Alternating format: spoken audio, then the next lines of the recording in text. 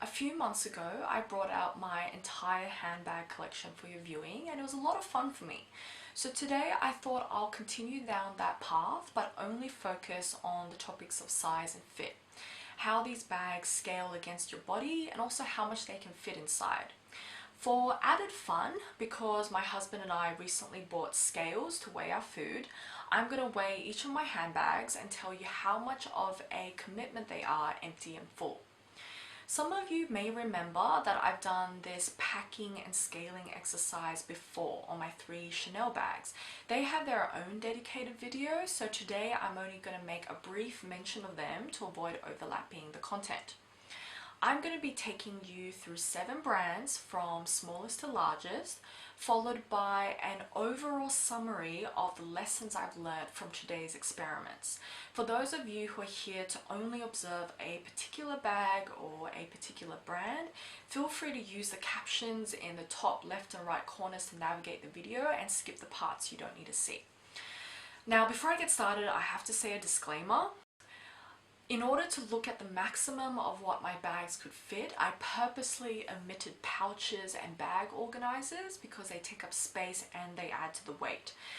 In reality, when you're dealing with a big bag, you will never do this.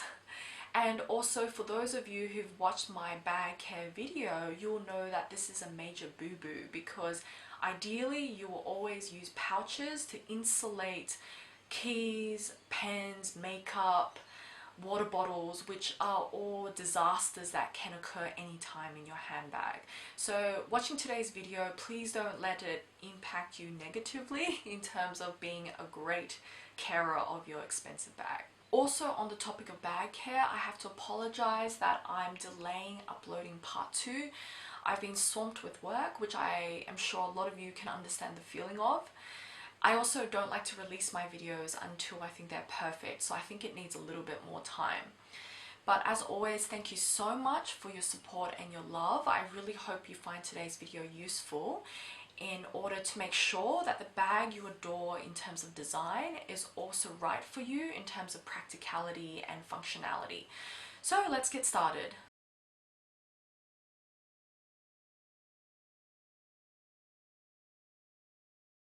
As I've mentioned in my bag collection video, this clutch is far from light. But still, I was very surprised to see that when it's empty, it weighs in at exactly 1 kilo. So that's the same as like 3 chicken breasts around with you. Common to most petite clutches, its size and the rounded corners means that you can only fit your essentials. So this is the only time in my life where I wish I would downgrade back to an ancient tiny phone because then I could at least carry it around with me. Here is the clutch at full capacity. It may look like you can fit more inside, but if you try to pack more, the items get stuck between the folds of the leather interior, and this stops the clutch from closing. So you need to leave ample room for the hinge mechanism to work. This is everything it can fit, but it takes a lot of pushing and shoving to get the clutch closed. So for ease of access, you would probably halve this. As I mentioned in my bag collection video, the correct way of holding the clutch isn't actually that comfortable. You have to actively grip it, which can get really tiring. The alternative grip is a lot easier on your hand, but it looks a bit ridiculous and you really do end up concealing the feature on the clutch. As a heavy clutch, it's the perfect self-defense tool if you ever need to KO someone on a fancy night out. So for our second handbag, I'm going to pose to you a little quiz. Out of these 4 small bags, which do you think next holds the least amount? If you pick the Chanel double flap, which by its external size does not look like the next smallest, you are actually correct. I'm going to skip some details and mod shots because they're all covered in my dedicated Chanel size and fit video, but I do want to share with you some learnings which I didn't originally capture. First off, when it's empty, this bag is just under 600 grams, and when it's at maximum capacity, it weighs at 1.5 kilos, which is quite heavy. You can really feel the chain straps straining. And if you're wearing an outfit where your shoulder is bare, it will 100% leave a really awkward chain imprint all down your skin. This is typically the essentials I carry in my flat bag, which ends up at a total weight of 1.2 kilos. This doesn't bother me if I'm out all night and doesn't overstress the bag structure as much, so it is probably the maximum of what the bag can take. Inspired by what I was able to cram into my other small handbags, I decided to test whether Chanel double flap could fit an umbrella. Although that is torture, you would never really do that as an owner. Here you can see it is just possible alongside a few other basic items. Just for investigative purposes, I found that a 600ml water bottle could fit. However, if you do choose to carry a bottle with you, you won't be able to carry anything else, as all the other items get pushed quite high in the bag, so you don't have enough room to pull the flap over and lock it in the clasp.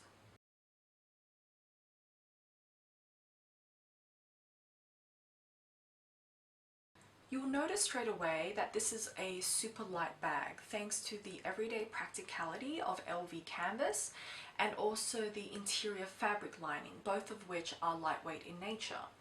Even when I stuff it beyond full, so much so that I can't even close it, it's still an acceptable weight. If you really want to take advantage of every centimeter of your bag and you're okay with leaving the zip open for easier access, this is what you can carry around with you. Note the second wallet in these packing exercises means that you'll have no problem fitting in a second large phone, for example for work purposes. However, for those of you who've watched my bag care video, you'll know that overstuffing your bags is not good if you want them to live a long, healthy life, because it overstrains the material and will leave ugly, permanent bulges in the canvas. So instead, this is what I can fit while respecting the bag and closing the zipper without any stress. The Alma has no problem fitting in a water bottle and small sunglasses case, although since it has a tapered profile, you will need to pack strategically and have these largest items at the very base of the bag to efficiently use up the bag volume.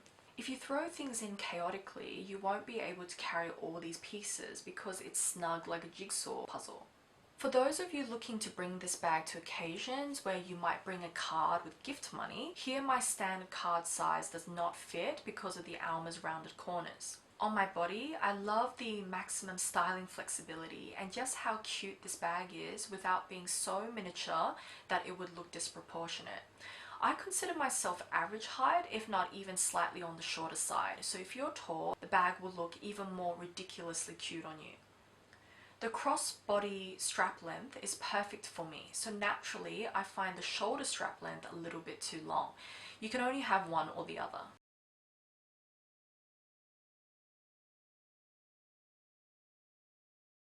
I always knew that this handbag was not light, but I was still quite shocked at the results. Again, 3 chicken breasts and it's empty. If you pack efficiently, this is everything you can fit inside, but you're looking at a total weight, which is just crazy. So typically when I head out with this heavy bag, I strip down to my absolute bare essentials. Even without makeup and without a portable bag holder, this still ends up at 1.5 kilos. Can fit cards comfortably.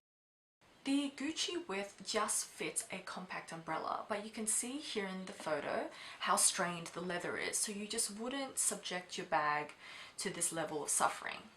The same rule applies that you need to pack it halfway full because the top space needs to remain empty so that you can compact the layers of the bag together when you pull the flap over to clasp it.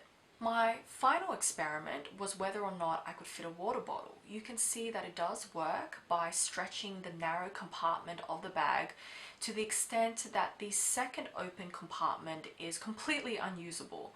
This is of course ridiculously inefficient and terrible for your expensive handbag, so I'm pretty sure you won't pursue this. As I mentioned in my dedicated Gucci handbag review, I do prefer the shorter Gucci chain length as opposed to the longer Chanel double flap length. The single chain is perfect for off your shoulder, close to your body, and the two-way chain is great for keeping the bag close to you, handheld or off your arm.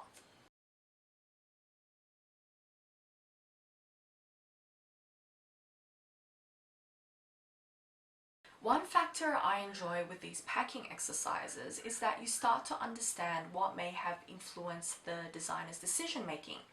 So here on my Balenciaga Lady, the petite width is perfect for your long wallets, your large phones, even a decent sized card. Capacity wise, it's similar to my Gucci. However, because it has much less hardware, you start at a much more refreshing and practical weight when the bag is empty. The tapered profile and central divider reduce flexibility in how you would pack your bag, and it does give priority to slim standard shapes. Here I challenge myself by fitting in an umbrella diagonally. This is the bag at full capacity. If you look closely, you'll be able to see the bulge in the leather because it is strained. If you respect the bag and don't strain it, this is what you can fit inside. Unfortunately, with both of these packing options, the bag is a serious weight and not comfortable. At this medium bag size, especially when it's lined twice in leather, which is not as lightweight as fabric, you'll find that we can't fully utilize the bag volume because it'll compromise comfort too much. So keep in mind as we start to look at the larger and larger bags that there's a major discrepancy between what you can fit to fully utilize your bag volume and what you would actually stand to carry before your bag becomes a crazy nuisance. As a double strap which shortens the length, I love the size of this bag against my body. As you saw from the packing exercise, it fits above my essentials without feeling too heavy and still maintains a slim profile that sits comfortably under my arm. As a single strap, I find it way too long off my shoulder and crossbody. So even though there's meant to be styling flexibility in the two-way strap, I really only wear it one way. If you're quite a bit taller, you may not have this problem that I experience. The single strap should hopefully be more proportionate on you. Weighing this bag empty, you can see that it's not super light. However, because it is a backpack, you can evenly spread the load, and as a result, you're far less sensitive to the weight. In my separate Chanel size and fit video, you would have seen that this is just how much I can pack into it. On my back, however, it feels snug and I can carry it all day long without any issues. The other great part is that it's still small enough for a single open volume to work. You don't need any further internal organization to find what you're looking for. It's easy to navigate this size. With my essentials and a few light luxuries, this bag ends up just under 1.5 kilos, which with even weight spread across my shoulders, I can't even feel it.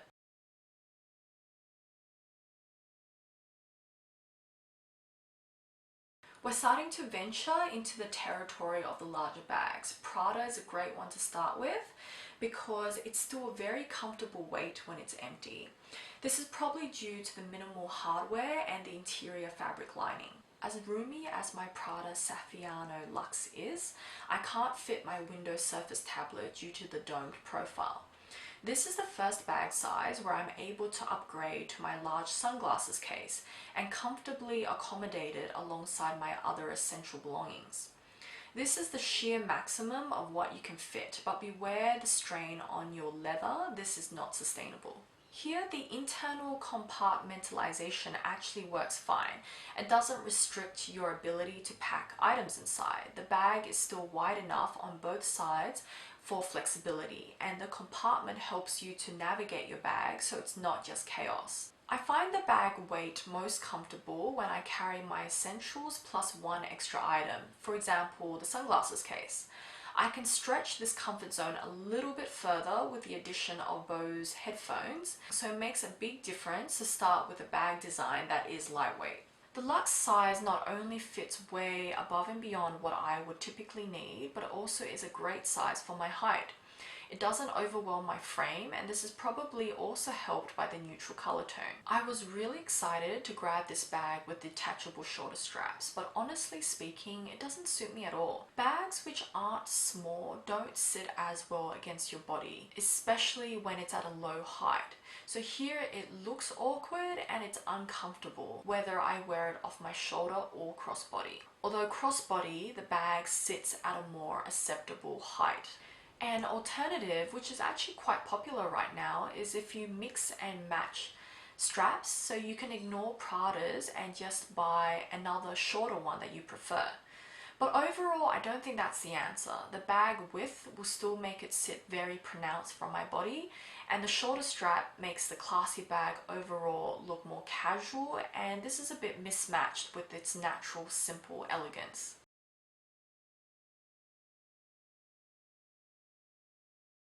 As I mentioned in my bag collection review video, I am cheating by including Furla since it's not a luxury label, but I do find their candy bag very interesting to consider.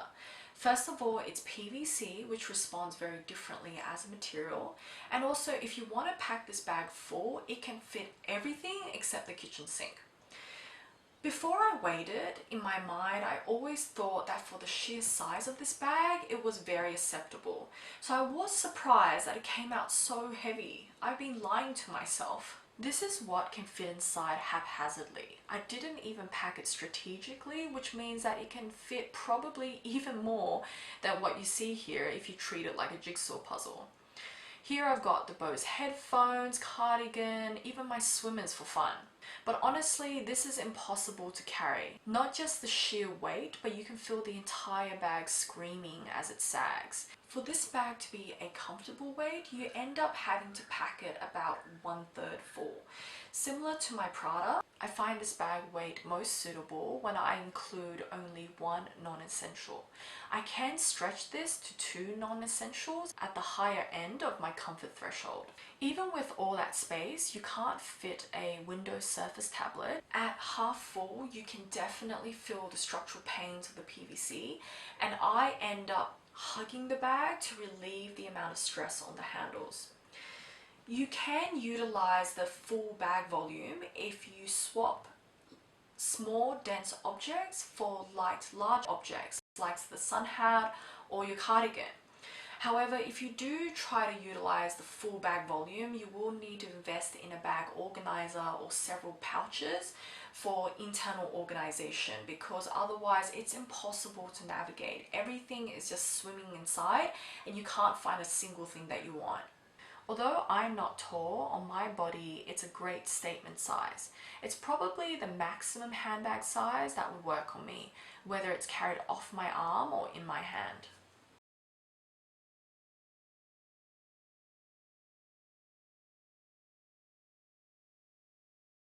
This is the largest shoulder bag I own, and you would have seen from my Chanel size and fit video that I recommend you pack large size, low weight items so you can take advantage of the generous size available without breaking your arm off. This is my first handbag where I can fit my Windows Surface tablet, but when it's full, it weighs in at 3 kilos, which I would never ever carry. It feels absolutely wrong to treat a vintage bag that's as old as me in that way. One benefit with this slim bag is that even if it's full, you can get away without an internal organizer. You can still navigate your way around inside. This is what I would carry, my essentials with a few light luxuries. And this is the weight I'm comfortable with if I'm going to be out all day with this bag.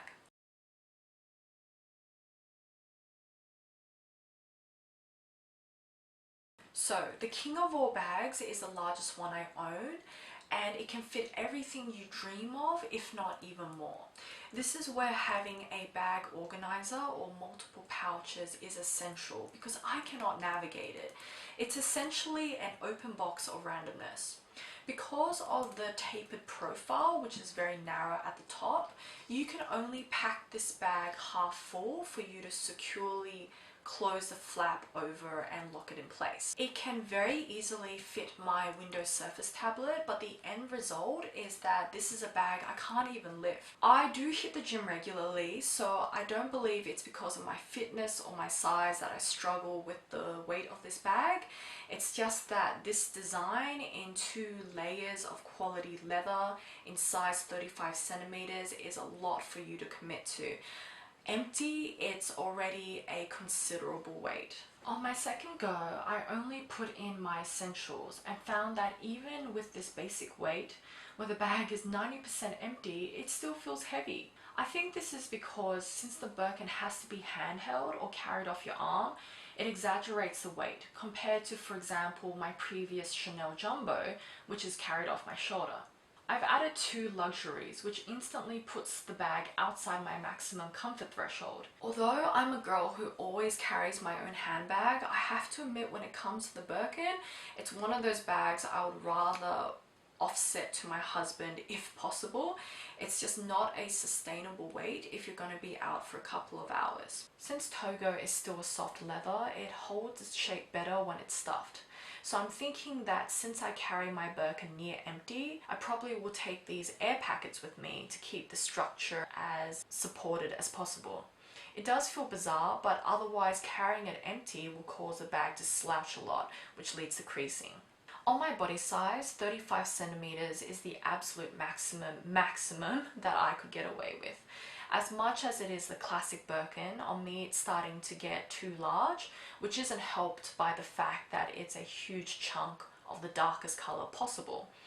I only have 2 ways to carry it, and both I think make me look shorter because the bag is sitting low on my body, which references my hip line, which exaggerates the shortness of my legs. So everyone, to wrap up, I want to share with you my summary of all the learnings I've gathered from today's size and fit experiments. First of all, the original weight of your bag matters a lot because it encourages or discourages you from how much you can bear to carry with you. And the original weight of the bag is determined by the bag craftsmanship and the quality of materials. How much weight you can bear to carry, of course, depends on your personal preferences, but it also comes down to the bag's design. Is it meant to be held off your back, or off your shoulder, or off your arm, or off your hand? And I believe it's in that order that the weight goes from being very invisible to being very noticeable and even exaggerated. Bag size alone doesn't determine how much you can carry, because you can probably tell from my packing exercise that in very few instances I was able to utilize the full bag volume, because generally the weight of the larger bags are so high to begin with that I struggle to only carry a few items before it's unbearable. Bag profile affects storage volume and how well these bags sit against your body if it's on a shoulder strap. Tapered profiles require sufficient space at the top to close, and generally slimmer bags with top handles instead of side fixed handles will feel more natural against your frame. Depending on how soft your bag material is or where you know creases are likely to form, if you have space, you may be interested in carrying with you light, airy items like your scarf to help maintain the bag structure and shape. Because otherwise, if you carry your bag around near empty, it can get distorted in use. Fixed internal compartments, especially in smaller bags, can restrict the flexibility of what you can pack. Generally, you'll only be able to fit slim, regular shapes. Beware that bags which sit a fair bit lower on your body, especially near your hip area, can exaggerate the length of your torso and exaggerate the shortness of your legs, which overall makes your height look reduced. This isn't so much an issue for tall people with long legs to spare, but unfortunately I'm not one of them. If you have bag volume to spare, then always pack strategically. Prioritize large, light items which need space over small belongings which are dense and heavy, because the end result is that even though your bag looks half full, a quarter full, it's so heavy that you probably don't want to take it around with you. Whether you guys are here for one particular bag or you're here for the entire range, I hope you guys found this video useful and interesting. Let me know your thoughts. I'm thinking for next month I'm going to return back to the topic of care, but this time for shoes, because I'm sure a lot of you bag lovers have your amazing shoe collections. So I'll see you again very soon. Wish you guys have an awesome month.